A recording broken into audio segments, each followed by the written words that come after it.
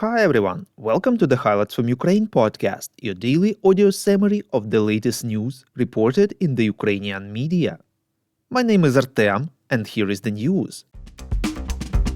968 days less the Russian invasion of Ukraine.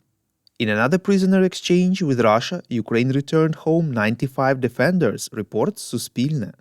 The coordination headquarters for the treatment of prisoners of war informed that this exchange was unique because it included many Ukrainians who were convinced by Russian courts and received long prison terms. 28 people and even life sentences, 20 defenders, were returned home. Among those released from captivity are National Guardsmen, military sailors, soldiers of the armed forces of Ukraine, border guards, and representatives of other units. These are people who defended Mariupol, Donetsk, Lugansk, Kyiv, Kharkiv, Chernihiv, and Kherson regions. In particular, 69 soldiers and sergeants, 26 officers were released. Among those liberated is known Ukrainian human rights defender and journalist Maxim Butkevich, who joined the armed forces after the start of the full-scale invasion and was taken prisoner by Russian forces in the summer of 2022, reports Zmina. In March 2023, he was sentenced to 13 years in prison. From the end of August 2023, neither his lawyers nor his parents knew anything about Butkevich's whereabouts. Later it became known that he was in a colony in Krasny Luch in the Russian-occupied territory of the Lugansk region.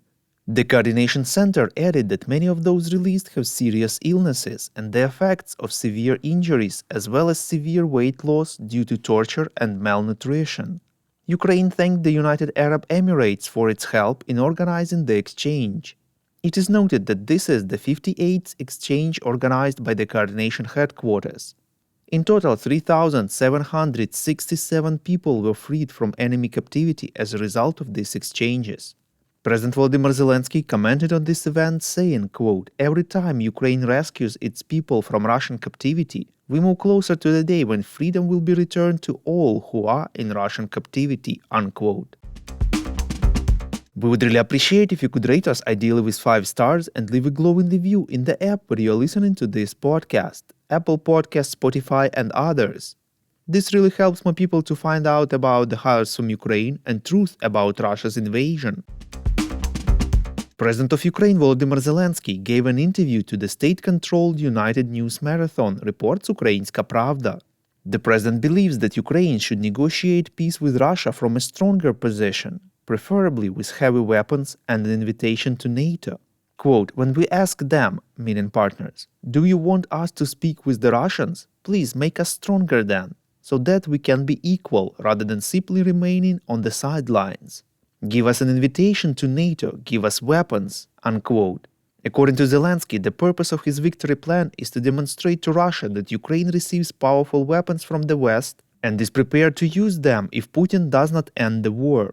He added that representatives of the White House may soon come to Ukraine to provide feedback on the victory plan.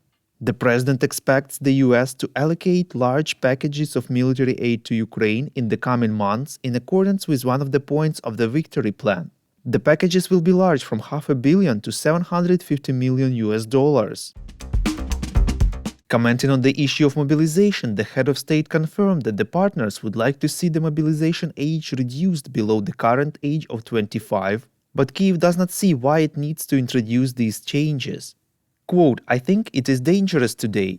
There is a tool for this. The Ministry of Defense has contracts. Any person can sign a contract of their own free will, even if they are younger than 25, unquote.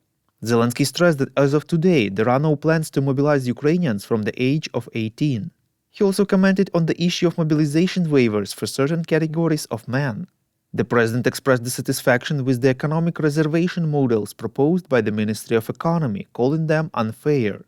He noted that the task of the Ministry of Economy and the Prime Minister is to find a fairer approach to economic reservation for conscription waivers.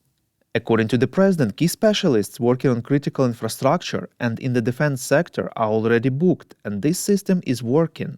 However, finding a balance between the needs of the military and business remains a difficult issue. The military is afraid that because of this there won't be enough new forces, and business is worried about what the booking criteria will be. The president emphasized that the balance has not yet been found, so this issue remains open for now.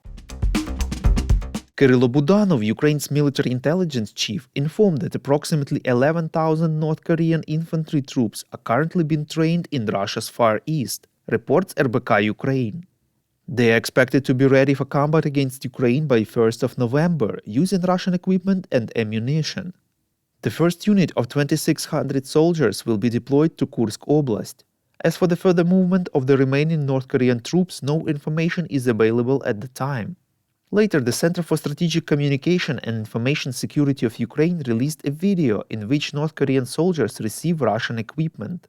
The center claims that this footage was filmed at most 3 days ago. Russian media outlet Важные Истории discovered that Korean language is definitely heard in the video. One of the soldiers asks in Korean, "What is this?" The word translated as water is also clearly heard. Thank you for listening to the Highlights from Ukraine podcast. We're a commercial initiative of just two people and we need your help to grow. Share information about the podcast, rate us in the app, subscribe to our Patreon. With your support, we are getting better. We call on you to demand from governments of your countries to impose the toughest sanctions possible on Russia and its citizens to stop their invasion of Ukraine.